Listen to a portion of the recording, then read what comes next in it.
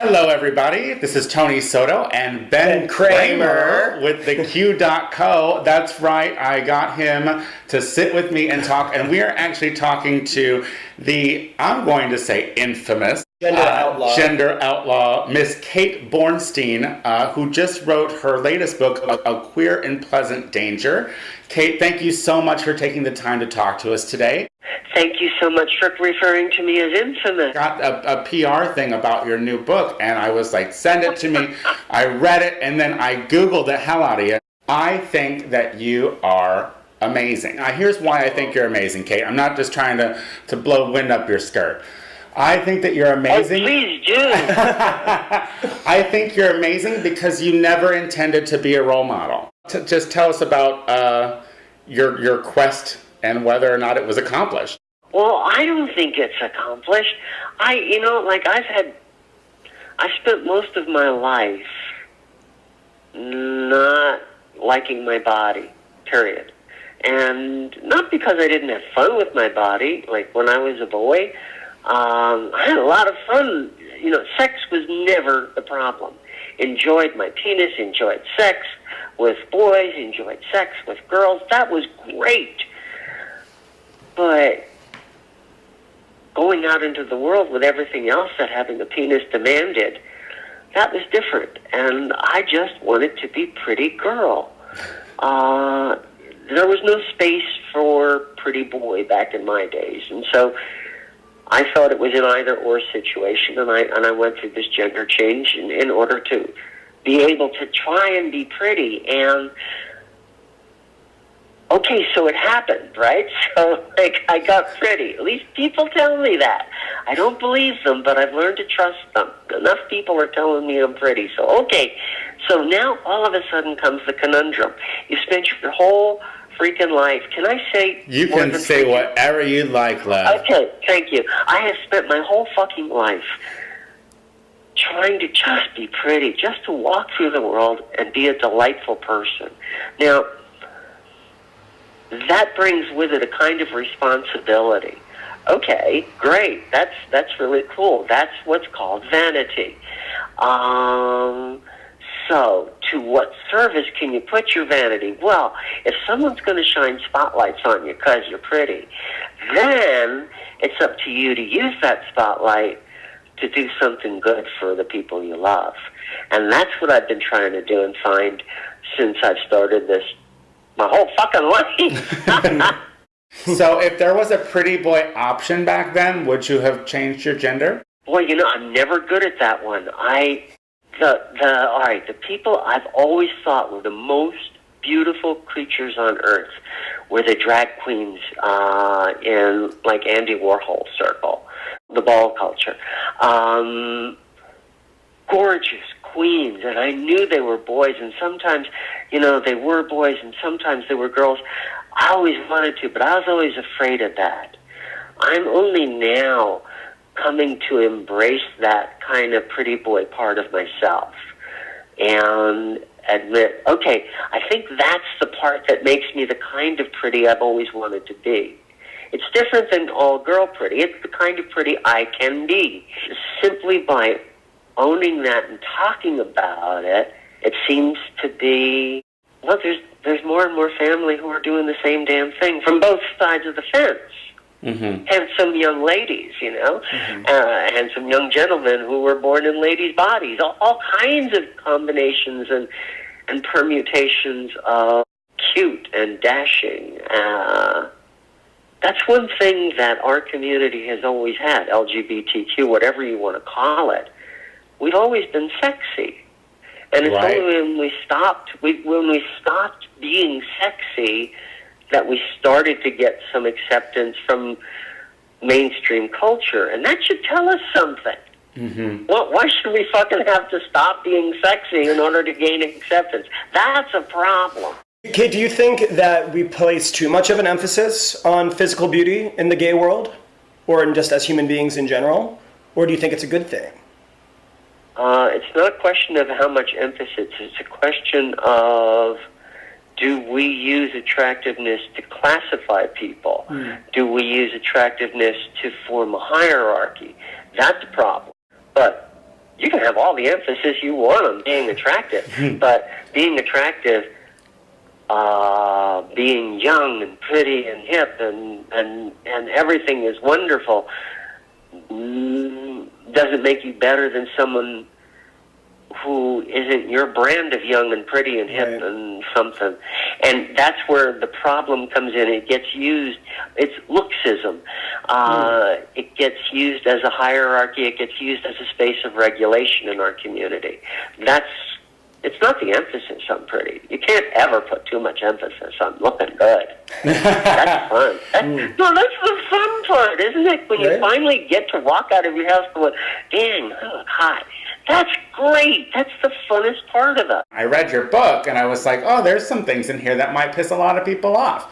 Like you talk about your struggle with your weight and how you it was anorexic, right? You were anorexic, and but you were kind of a happy anorexic. Do you get any kind of flack from the body positive movement or anything like that, where it's like embracing being heavy and stuff like that? I belong to an online community of people who live with varying eating disorders, and it's more to the side of the spectrum of people who embrace their eating disorders and just love it and skirt the edge of death with it. It's scary. This kind of overlaps with people who are cutters or wrist bangers or hair pullers. It's the side of the world that doesn't really get understood by the side of the world that is embracing what we're trying not to be. It doesn't. I haven't been able to figure that one out. I'm still working on that one. Is it internalized fat phobia? Probably.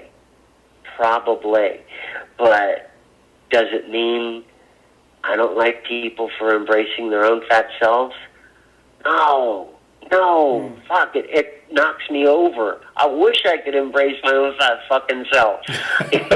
I'd eat a lot more than I do. But I'm old. There's stuff that's built into me that ain't changing yet. And maybe that's with all of us. There's parts that don't change. The thing is not to be mean to other people who don't live up to your own standards. Do you still experiment with starving yourself? Sure, to a degree, yeah.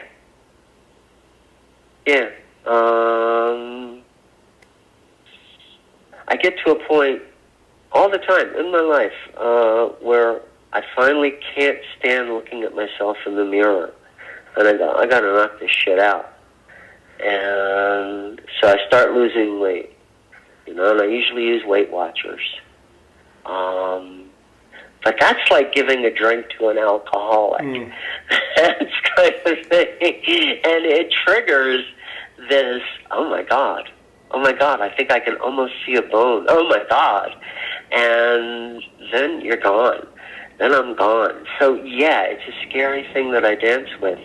And I usually dance with it when I'm feeling most vulnerable or fragile. It seems to give me strength. I don't recommend it. Yeah, I do recommend it. I recommend it in my book, but I wouldn't recommend it as a first option for people. Let's put it that way. You have been called in articles that I've read a gender specialist. Do you agree with that?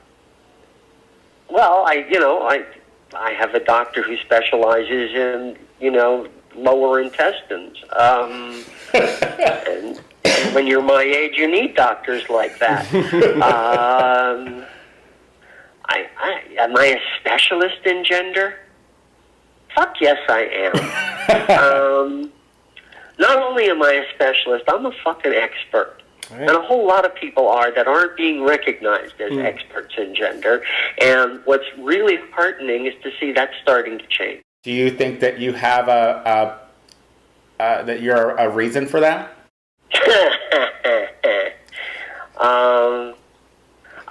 I've come to acknowledge in myself that I've been carrying my share of the load. Yeah.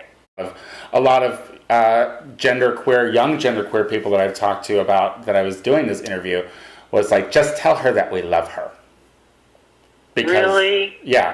Regardless of your politics, you never lost sight of you. And I think that even when you did lose sight of you, you never lost sight of you. You know what I mean? And I think that's what the young genderqueer community needs. Well, and Kate, I think that part of you has also been what has drawn people to your story and your message, is that, you know, we can talk all about the advantages of leading an outsider life, but at the end of the day, the best example is someone that's just simply done it. By being true to yourself and living life as you see you should be living it, but what makes you happy and what feels right, that can inspire numerous other people to simply follow their own feelings of truth. And I think that's contributed a lot to this whole sort of reawakening. I'm interested because in your book, you basically are like, I'm a liar.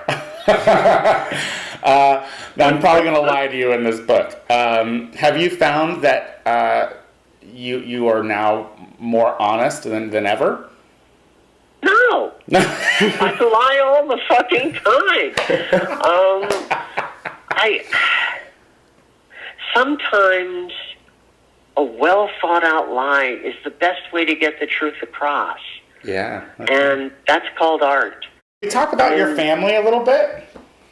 Because sure. I think that I love the way that you spelled out your relationship with your parents, and then also how you got really involved into Scientology, and you created a family that you ultimately lost through Scientology too. How do you deal with the fact that you're kind of alone with the family aspect now that you've lost your parents and your brother, and then you have a daughter and an ex-wife? How do you deal with that? I think all of us need family, and I think that's the beautiful part of the queer world, including the 1%. We are fucking family. I'm 64 years old. I have kids. I have lots of kids. You know, like on Jerry Lewis, his merit, his telethons, right? And he would go, Jerry's kids. Yes. Well, I have Auntie Kate's kids, and that kind of love that I have for my kids sustains me. As far as my family goes, my birth family, my blood family, my daughter, who's in the Church of Scientology, and her 2 children who are not allowed to talk with me, that's become a matter of patience. I haven't given up on that. I've been learning the value of patience, and I've structured my life in such a way as I'm positioning myself to reach out more and more to her. You're helping me do that right now. Someone might hear this who goes, hey, Jessica, your dad's trying to get in touch with you. And oh, by the way, I'm pretty sure she knows I've had a sex change, but she doesn't know much else. She lives inside a bubble called Scientology. The last 10 years, more and more about that church has come to light, and more I feel the need to tell her to get the fuck out of there. Now, the Church of Scientology, they're not big fans of yours. No, they're not, but they haven't been mean to me recently, knockwood. They really haven't. So with the release of this book, this latest book, you haven't received any sort of extra death threats or any threatened legal action or anything like that? You know what? I was expecting it. Because you talk a lot about some very intimate details of the church. Yeah, but I don't think I was mean to them, do you? No. You talk good about the church because I think that it helped change you and made you who you are now. There's a whole lot of reasons for me to be angry with the Church of Scientology. Exactly. And those are the reasons I want my daughter out of there. Mm-hmm. But people are writing about that on blogs. Tony Ortega at the Village Voice. I'm a regular commenter on his regular blogs about Scientology. So I'm very out in the open, but I do my very best not to be mean to them when I talk about them, because I don't want them to be mean to me. And so far, knock wood, that's been working. When did the youth become your fight? When did the youth become my fight? Mm-hmm. Because you're going to be in Chicago soon in August at the center. When did queer youth become? When did you become Auntie Kate?